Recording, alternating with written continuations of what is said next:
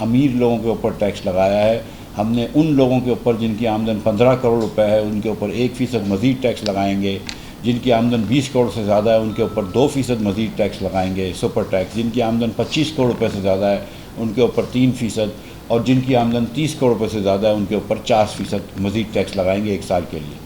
تو ظاہر ہے کہ جس کی آمدن 30 کروڑ روپے اس سے ہم 1 کروڑ 20 لاکھ روپے لیں گے،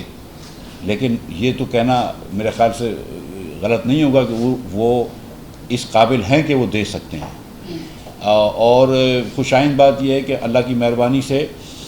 جب ہم نے اس کے علاوہ بھی ہم نے کچھ سپر ٹیکس لگائے کچھ انڈسٹری کے اوپر زیادہ، جس کی تفصیل میں کل دوں گا اس کے اوپر، اور ان جو زیادہ ٹیکس لگائی ہیں انڈسٹریاں، اس کے اندر سب سے پہلے میں نے شوگر کے اوپر ٹیکس لگایا، جو وزیر اعظم کے بیٹوں کی بھی کمپنی ہے اس کے اوپر بھی میں نے ٹیکس لگایا۔ ہم نے کوئی ایسا ٹیکس نہیں لگایا جو ہم نے اور لوگوں کے اوپر لگایا تو اپنے اوپر نہیں لگایا۔ وزیر اعظم کے بھی ٹیکس بڑھ جائے گا اور میری کمپنی کا بھی کم از کم 20-25 کروڑ روپے سے ٹیکس بڑھ جائے گا۔ تو یہ ہم پہلے یہ بات کر رہے ہیں کہ اگر ہم کسی اور کو سیکریفائز کر رہے ہیں